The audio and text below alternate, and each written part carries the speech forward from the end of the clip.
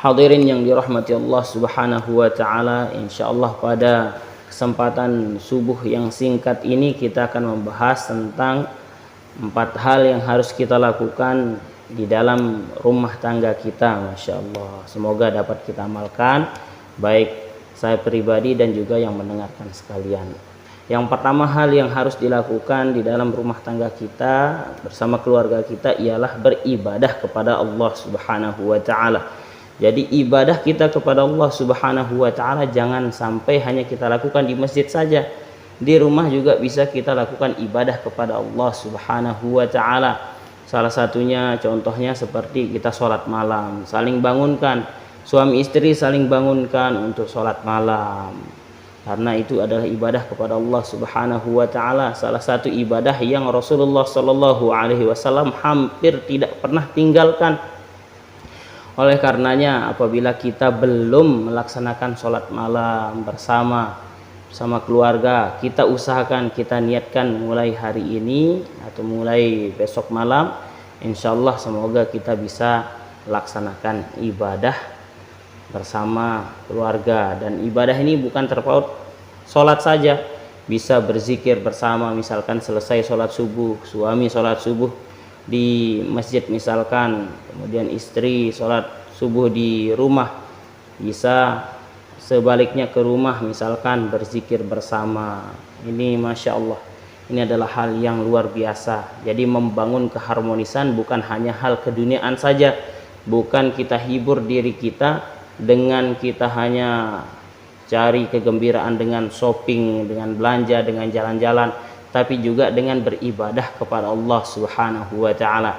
Ingatlah yang memberi kasih sayang itu adalah Allah Subhanahu wa taala, yang memberi keharmonisan ialah Allah Subhanahu wa taala. Maka apabila kita mendekatkan diri kepada pemberi keharmonisan, pemberi kebahagiaan, insya Allah di dalam keluarga kita akan lebih harmonis dan juga akan lebih berbahagia. Kemudian yang kedua yang perlu kita lakukan ialah sama-sama rajin membaca Al-Quran. Ingatlah dalam sebuah hadis Rasulullah Shallallahu alaihi wasallam bersabda, khairukum man ta'allamal Quran wa 'allamahu. Sebaik-baik kalian ialah orang yang mengajarkan Al-Quran dan juga yang belajar Al-Quran. Khairukum man ta'allamal Quran, sebaik-baik kalian ialah yang belajar Al-Quran, wa 'allamahu, dan yang mengajarkan Al-Quran. Misalkan kalau seandainya suami atau istrinya lebih baik di dalam hal Al-Quran, membaca Al-Quran, maka perlu sama-sama ngaji, jadi sama-sama saling belajar.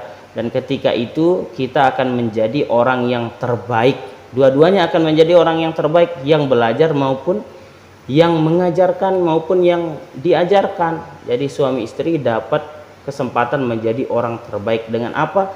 Dengan membaca Al-Quran. Dan juga Al-Quran ini ialah wasilah kita, ialah penyambung kita kepada Allah Subhanahu wa taala. Sebagai seorang muslim harus selalu kita baca Al-Quran. Apalagi luar biasa kalau seandainya ada suami istri yang terus istiqomah bersama-sama membaca Al-Quran. Ya mungkin kalau seandainya suami atau istrinya guru ngaji mungkin yang tidak bisa membaca Al-Quran bersama mungkin di waktu maghrib, ya bisa di waktu subuhnya berusaha untuk sama-sama membaca Al-Quran.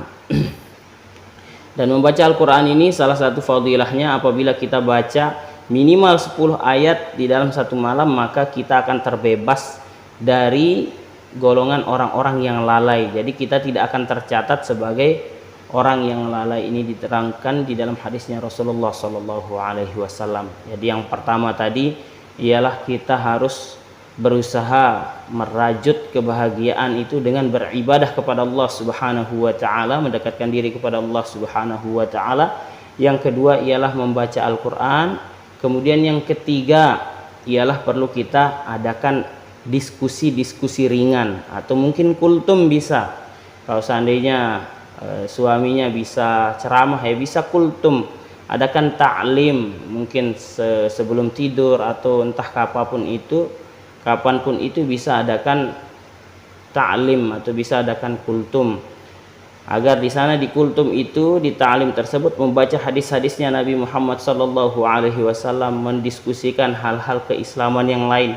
Kalau seandainya dua-duanya suami istri tidak ada bahan, maka perlu juga kita hadiri majelis ta'lim yang ada di luar, atau mungkin yang ada di masjid atau di mana perlu kita hadiri. Nah, materi yang disampaikan di masjid tersebut, di majelis ta'lim tersebut, kita bawa ke rumah dan itu menjadi bahan diskusi kita. Masya Allah, sungguh indah kalau seandainya dalam satu keluarga mendiskusikan tentang agama, membahas tentang hadisnya Nabi Muhammad sallallahu alaihi wasallam.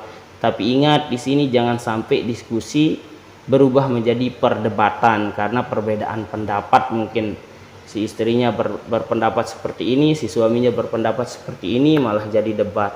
Intinya kita harus berusaha menjadikan ini ialah kebiasaan di dalam rumah tangga, insya Allah akan semakin harmonis. Kemudian yang keempat ialah menjaga keharmonisan dengan candaan-candaan, dengan keharmonisan duniawi, ya. Karena salah seorang sahabat yang terkenal harmonis itu ialah Abu Darda radhiyallahu anhu. Nah, Abu Darda radhiyallahu anhu ini ialah sahabat yang terkenal sangat sayang dengan istrinya. Namun sebelum itu di dalam hadis diriwayatkan bahwasanya Abu Darda ini ialah orang yang sangat rajin ibadah, sangat cinta kepada Allah Subhanahu wa taala. Namun saking rajinnya ibadah, ia melupakan istrinya Ummu Darda. Ia melupakan istrinya. Jadi istrinya tidak pernah dia pedulikan, harta juga tidak pernah dia pedulikan. Kenapa? Saking rajinnya ibadah. Dan hal ini diadukan oleh salah seorang sahabat kepada Rasulullah sallallahu alaihi wasallam.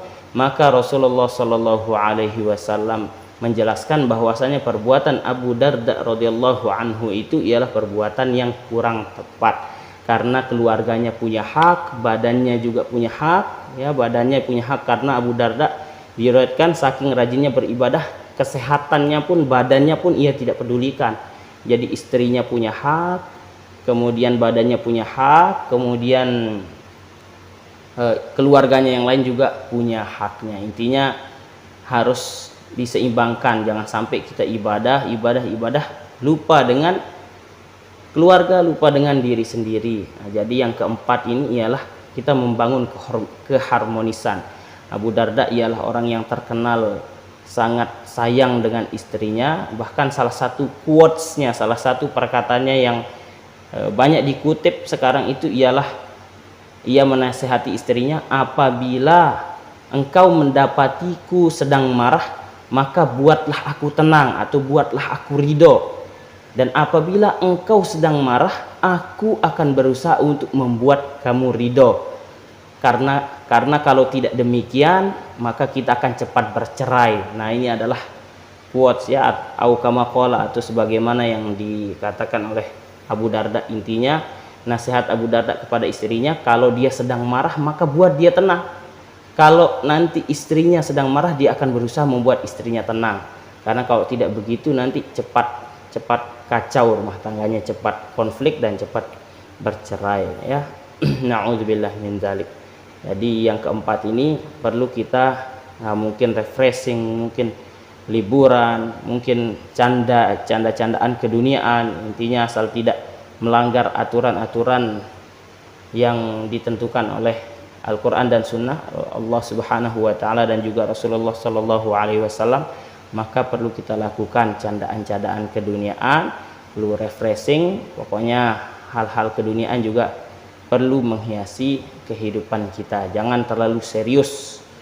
Lihat saja contoh Rasulullah Sallallahu Alaihi Wasallam, dikala bercanda ya bercanda, dikala serius ya serius, dikala membahas akhirat ya beliau sampai nangis, kalau sedang bercanda ya beliau sampai tertawa. Ini 4 hal, sekali lagi 4 hal yang perlu kita lakukan di dalam rumah tangga kita. Yang pertama ialah ibadah bersama, kemudian yang kedua membaca Al-Quran bersama dengan saling memperbaiki bacaan tentunya, kemudian yang ketiga ialah kita berusaha untuk adakan diskusi-diskusi ilmiah keagamaan, kita adakan kultum, kalau bisa ta'lim atau membaca hadisnya Nabi Muhammad SAW. bisa mungkin dengan kitab Riyadhus Shalihin. Kalau tidak bisa baca Arabnya tidak apa-apa, baca terjemahannya. Kemudian yang keempat ialah menghadirkan keharmonisan dengan candaan-candaan duniawi atau refreshing dan lain sebagainya.